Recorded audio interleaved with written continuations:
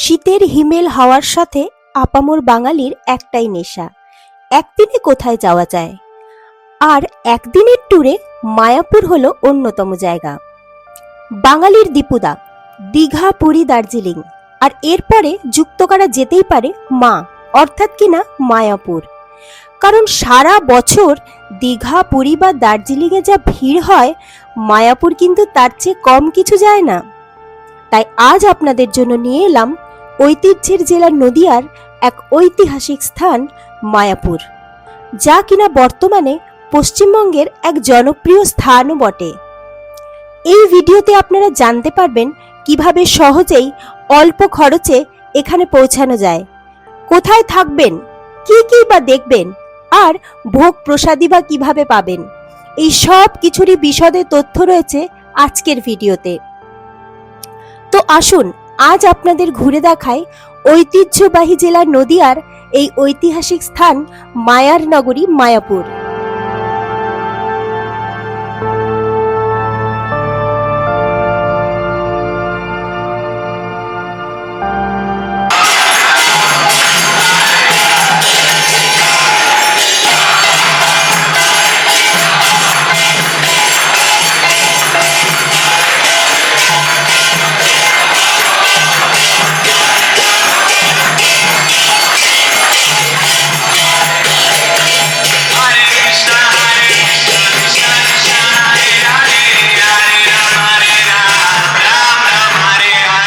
এবারে বলি কিভাবে আসবেন।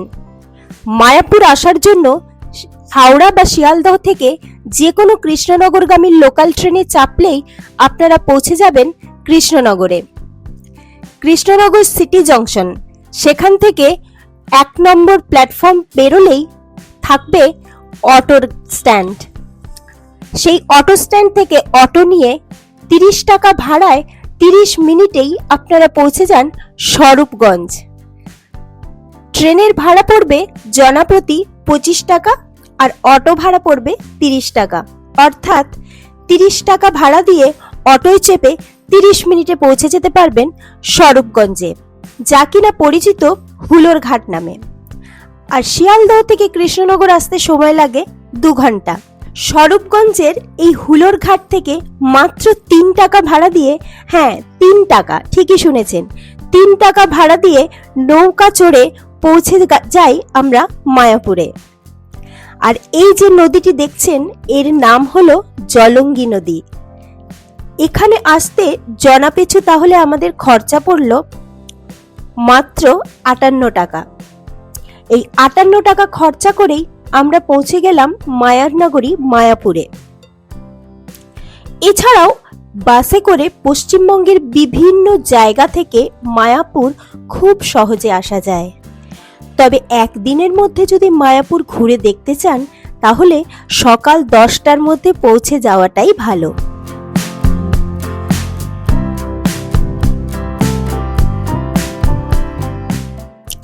ফেরিঘাটে নেমে রাস্তায় উঠতেই চোখে পড়বে টোটো স্ট্যান্ড। সেখান থেকে টোটো নিয়ে সমস্ত সাইট সিন দেখার জন্য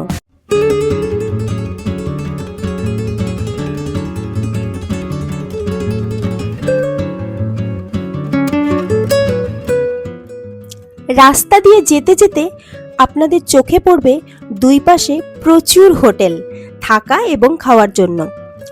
আপনারা যারা থাকার প্ল্যান করছেন তাদের জন্য আমি কিছু হোটেলের নাম এবং ফোন নাম্বার আমার ডেসক্রিপশন বক্সে দিয়ে রাখছি। এছাড়াও মন্দিরের ভেতরে যে ভবনগুলি রয়েছে, যেমন গদা, গীতা, চক্র, ভামচি এবং নামহট্ট, আপনারা চাইলে সেখানেও থাকতে পারেন। সেক্ষেত্রে আপনাকে এদের ওয়েবসাইটে বুক করতে হয়, তার লিঙ্কও আমি ডেসক্রিপশন বক্সে দিয়ে রাখলাম। প্রাইভেট যে হোটেলগুলি আছে তাদের ভাড়া মোটামুটি 400 টাকা থেকে শুরু হয়। মন্দিরের ভেতরের ভবনগুলির যে কথা বললাম, তাদের ভাড়াও মোটামুটি 300 টাকা থেকে শুরু হয়। এবং ভবনগুলির নিচের ফ্লোরগুলিতে রয়েছে মহাপ্রসাদের ব্যবস্থা। তবে ইসকনের মধ্যেই গৌরাঙ্গ কুটিরে 100 টাকাতেই আপনি থাকতে পারেন। এই সকল ভবন এবং কুটিরগুলির লোকেশন এবং ফোন নাম্বার আমি ডেসক্রিপশন বক্সে দিয়ে রাখলাম।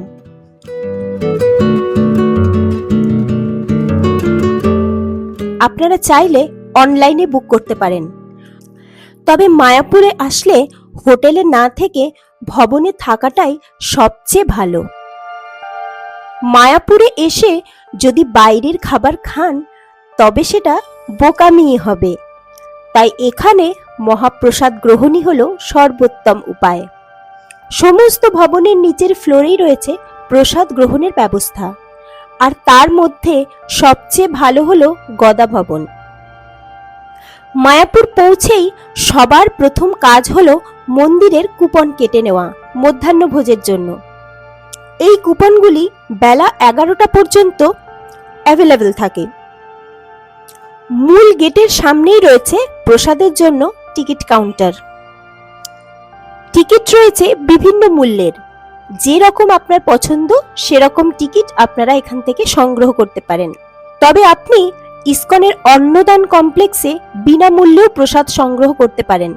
তবে সেক্ষেত্রে তার জন্য ভোরের যে মঙ্গল আরতি হয় সেই মঙ্গল আরতির পরেই সেখানে কুপন বিতরণ করা হয়, সেই সময়ে আপনাকে ওখান থেকে কুপনটি সংগ্রহ করতে হবে। এবারে আসি মায়াপুরে এসে আপনি কি কি দেখবেন। এখানে ইসকনের মন্দির ছাড়াও অনেক কিছু দর্শনীয় স্থান আছে, যেমন গৌরাঙ্গ প্রভুর জন্মস্থান, বিখ্যাত সেই নিম গাছ যেখানে নিমাই জন্ম হয়েছিল, শ্রী চৈতন্য মঠ, জগন্নাথ মন্দির, রাধাকুণ্ড এবং নবনির্মিত চন্দ্রোদয় মন্দির। এবারে আমরা নবনির্মিত চন্দ্রোদয় মন্দিরের সামনে দিয়ে চলে গেলাম ভোগ আরতি দেখতে। এখানে কিন্তু কোনো রকম ক্যামেরা বা ফোন অ্যালাউড নয়, তাই ভেতরের ভিডিও আপনাদের দেখাতে পারলাম না।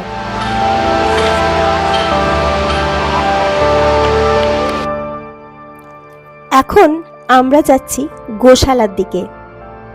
এখানে বিভিন্ন প্রজাতির গোমাতা খুব যত্নের সঙ্গে রাখা হয়, আর বাইরের এই যে কাউন্টার, সেখান থেকে আপনারা সংগ্রহ করতে পারেন ক্ষীর, ঘি বা অন্যান্য ডেয়ারি প্রোডাক্ট, যার স্বাদ অসাধারণ বললেও কম বলা হয় না।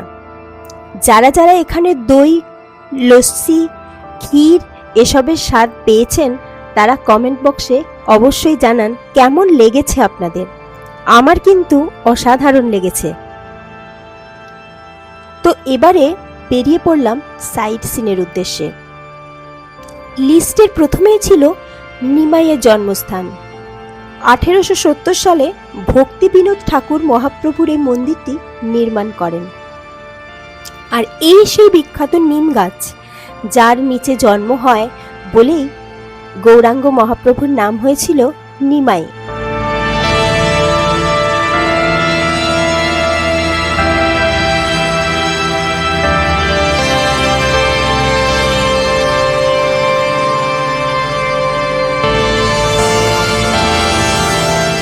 এই হলো আচার্য ভক্তি সিদ্ধান্ত সরস্বতী প্রতিষ্ঠিত চৈতন্য মঠ। এখানে একসাথে অনেকগুলি মন্দির আপনারা দেখতে পাবেন, আর দেখতে পারেন শ্যামকুণ্ড ও রাধাকুণ্ড নামে দুটি পবিত্র কুণ্ড। সারা পৃথিবীর 64টি গৌড়ীয় মঠের মধ্যে এটি হলো সবচেয়ে প্রাচীনতম গৌড়ীয় মঠ। মোটামুটি 2 ঘন্টায় আপনারা ইসকনের এই সাইট সিনগুলি ঘুরে নিতে পারেন।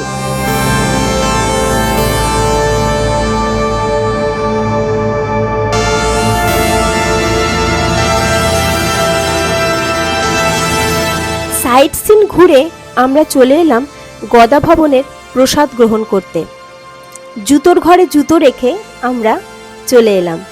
এই যে লাইনটি দেখছেন এটি হলো 80 টাকা কুপনের লাইন। আমরা যাব অন্যদিকে। আজ আমাদের মেনুতে আছে ডাল, ভাত, রুটি, 2 রকমের তরকারি, স্যালাড, চাটনি, পাঁপড়, পায়েস এবং মিষ্টান্ন। প্রতিটি খাবারের স্বাদ যেন অমৃত। যেহেতু আমরা থাকিনি রাতের বেলা, তার কুপন সংগ্রহ করারও দরকার পড়েনি।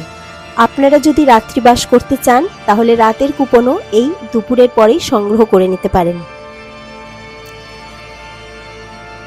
এই সেই চন্দ্রোদয় মন্দির, যা কিনা হতে চলেছে বিশ্বের সব থেকে বড় কৃষ্ণ মন্দির।